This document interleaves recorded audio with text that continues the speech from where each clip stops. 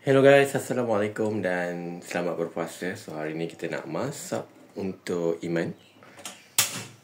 Biasalah orang yang ada anak kecil, you dah pukul 11 dah kena masak lah. Sebab dia orang nak makan lunch, lapar. So simple je hari ni kita nak masak ikan. Dia punya sayur dia brokoli, kentang dengan seleri. Kita nak masak lauk, masak lemak lah, ikan masak lemak. So protein dia simple je. Ada ikan bawal 2 tual saja. Kita akan masukkan lah kejap lagi. Okay. Pertama sekali apa yang perlu kita buat, masukkan minyak. Kita akan tumiskan bawang. Okay, saya pun dah racik tadi. Dan bawang 2 biji. Ni bawang kecil dengan bawang putih 4 ulas. Okay, masukkan.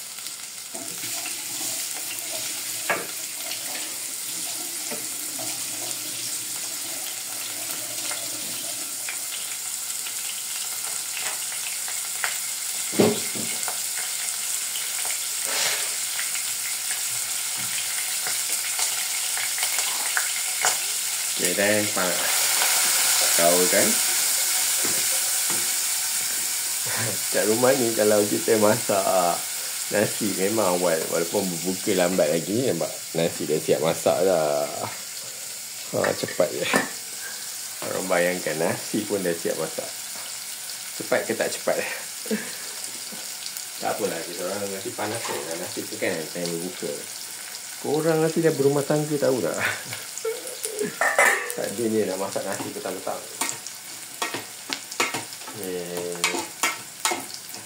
Kita gaul dulu nasi. Okay, nasi dah digaul, matikan api. Okay, now fokus kepada hidangan kita. Hidangan yang mudah ni. Okay, kita akan adjust terus garam. Okay, garam masukkan setengah sudu je. Bagi siapa yang puasa tak tahu nak adjust garam, kalau awak dah selalu masak, tak payah nak rasa dah. Confirm lah tak akan masin, insyaAllah. InsyaAllah. Tak ada apa yang pasti. InsyaAllah. Okay, so kita akan masukkan ikan itu. Sementara tu akan masukkan sayur-sayur juga. Resep ini senang ya, tambahkan air sikit. Senang tak senang? Main campak-campak je. Kenapa banyak sayur daripada banyak protein? Sebab Iman ni dia suka makan brokoli. Sebab tu lah ada banyak brokoli. Protein ni okey je. Ikan ni nanti kita cubit-cubit, takut ada tulang. Dan dia lebih kepada kentang daripada nasi. So, nasi dia sesendok ya. Selebihnya kentang. Tekan air lagi sampai semuanya tenggelam.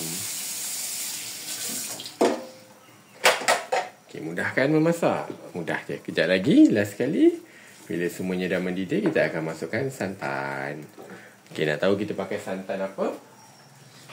So, santan yang kita gunakan adalah santan kara. Okay. Tak pakai santan ni, yang kecil ni. This one RM1, 10 sen. 20 sen dah naik harga. Okay, gaul. Okay, dan kita tutup. Biarkan dia mendidih. Dia akan ambil masa kalau api yang perlahan 10 minit. Kalau api kuat dalam 7 ke 8 minit. Okay, kita biarkan dulu. Okay, so kita tengok apa jadi dekat kita punya ikan. Cantik dia. Dia mendidih dengan cantik. Kan cantik.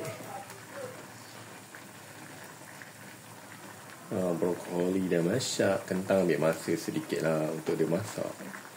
Jangan masukkan santan ya, nanti dia pecah. So, kita bagi dia lagi masa bertenang. Dalam 5 minit lagi. Nak biar kentang tu betul-betul empuk ya. Okay, so saya rasa kentang pun dah empuk. Okay, so kita kalau nak pastikan, kita ambil lah sudu. Dan kita tangkap seekor kentang dan tekan je. Okay, so keempukan dia baru 80%. Tak apa, tak ada masalah. Kecilkan api. So kita akan masukkan santan.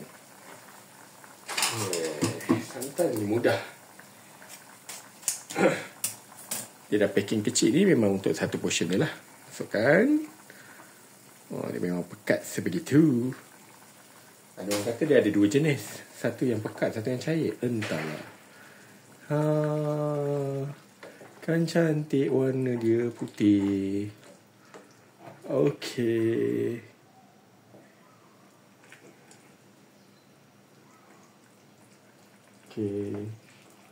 Okay, next step. Kita nak bagi dia kekuningan. Kita perlu tambahkan sedikit kunyit. Sedikit saja. Okay. Sebab kita nak bagi dia kuning. Mandi-mandikan dia. Jadilah dia. Jangan gaul sangat, nanti pecah ikannya. Okay. Jadi dah masak lemak sayur dan juga ikan.